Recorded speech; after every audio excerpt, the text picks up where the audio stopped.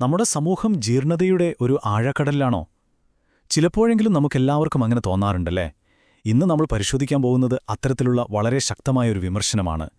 ഒരു സമൂഹം എങ്ങനെയാണ് ധാർമ്മികമായി തകരാൻ തുടങ്ങുന്നതെന്നും അതിൻ്റെയൊക്കെ പിന്നിലെ കാരണങ്ങൾ എന്തൊക്കെയാണെന്നും നമുക്കൊന്ന് വിശദമായി നോക്കാം. നമ്മളീ ചർച്ച ചെയ്യുന്ന വിശകലനത്തിൻ്റെ എല്ലാം കാതൽ അത് ഈയൊരു വാക്യമാണ്. അതായത്, നമ്മുടെ യഥാർത്ഥ ദാരിദ്ര്യം പണമില്ലായ്മയോ മറ്റ് ഭൗതികമായ കാര്യങ്ങളോ അല്ല, മറിച്ച് നമുക്ക് നഷ്ടപ്പെട്ടു പോകുന്ന ധാർമ്മിക മൂല്യങ്ങളാണ്. ഈയൊരു ചിന്തയാണ് നമ്മളെ മുന്നോട്ട് നയിക്കാൻ പോകുന്നത്. അപ്പോ ഈ പറയുന്ന തകർച്ചയുടെ തുടക്കം എവിടെ നിന്നായിരിക്കും? ഈ വിശകലനം വിരൽ ചൂണ്ടുന്നത് നമ്മളാരും അത്ര പെട്ടെന്ന് പ്രതീക്ഷിക്കാത്ത ഒരിടത്തേക്കാണ്. നമ്മുടെ ബുദ്ധിജീവികൾക്ക് നേരെ. സമൂഹത്തെ നേർവഴിക്ക് നയിക്കേണ്ട, താങ്ങി നിർത്തേണ്ട ആദ്യത്തെ തൂണൊന്നു പറയുന്നത് അവരാണല്ലോ. പക്ഷേ ആ തൂൺ തന്നെയാണോ ആദ്യം തകരുന്നത്? ഇവിടെയാണ് കേട്ടോ ആ വലിയൊരു വൈരുദ്ധ്യം നമുക്ക് കാണാൻ പറ്റുന്നത്. ഒന്ന് നോക്കിക്കേ, ഒരറ്റത്ത് സമൂഹത്തിന്റെ മനസാക്ഷിയെ പ്രവർത്തിക്കേണ്ട ആളുകൾ, മറുവശത്തോ അവർ സ്വയം തെരഞ്ഞെടുത്തു എന്ന് പറയപ്പെടുന്ന സൗകര്യപ്രദമായൊരു മൗനം. അപ്പോ വെളിച്ചം തരേണ്ടവർ തന്നെ ഇങ്ങനെ നിശബ്ദരായി മാറുമ്പോൾ എന്തു സംഭവിക്കും?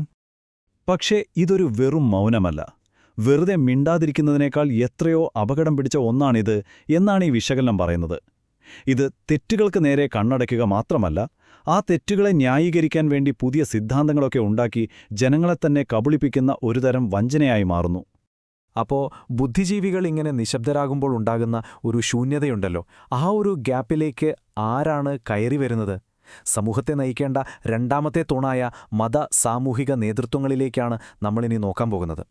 ഇവിടെ നേതൃത്വങ്ങളുടെ യഥാർത്ഥ ലക്ഷ്യം തന്നെ വഴിതെറ്റിപ്പോകുന്നു എന്നാണ് വാദം. ജനങ്ങളെ ഒന്നിപ്പിക്കുക, അവരെ സ്നേഹം പഠിപ്പിക്കുക എന്നുള്ള ആ ഒരു വലിയ ദൗത്യത്തിൽ നിന്ന് മാറി അധികാരം ഉപയോഗിച്ച് സ്വന്തമായി സാമ്പത്തികവും രാഷ്ട്രീയവുമായ സാമ്രാജ്യങ്ങൾ കെട്ടിപ്പടുക്കുന്നതിലേക്ക് ശ്രദ്ധ മാറുമ്പോൾ എന്തു സംഭവിക്കും?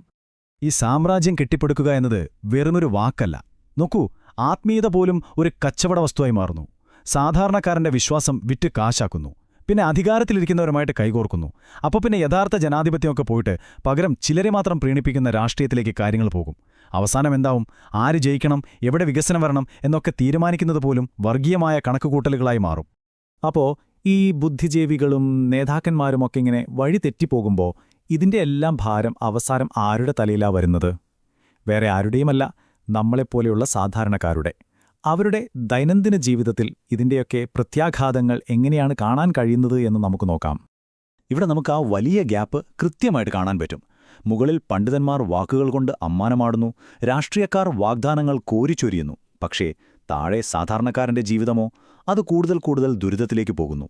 രണ്ട് ലോകങ്ങൾ തമ്മിലുള്ള അകലം ഇങ്ങനെ കൂടിക്കൊണ്ടേയിരിക്കും. ഈ തകർച്ചയുടെ ഫലങ്ങൾ നമ്മുടെയൊക്കെ നിത്യജീവിതത്തിൽ തന്നെയുണ്ടല്ലേ?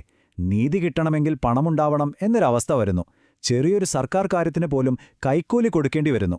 പക്ഷേ ഇതിലൊക്കെ ഏറ്റവും വലിയൊരു ദുരന്തം എന്താണെന്ന് വെച്ചാൽ, യഥാർത്ഥ പ്രശ്നം എന്താണെന്ന് നമ്മൾ ചിന്തിക്കാതിരിക്കാൻ വേണ്ടി നമ്മളെ തമ്മിൽ തല്ലിച്ച് ശ്രദ്ധ തിരിച്ചുവിടുന്നു.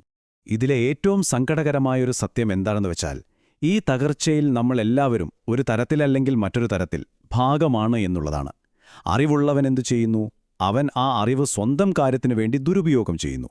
ഇനി ഇതൊന്നും അറിയാത്ത സാധാരണക്കാരനോ? അവർ ചോദ്യം പോലും ചെയ്യാതെ ഇവരെ അന്ധമായി പിന്തുടരുന്നു. സത്യം പറഞ്ഞാൽ രണ്ടും ഒരേ നാണയത്തിന്റെ രണ്ടു വശങ്ങൾ പോലെയാണ്.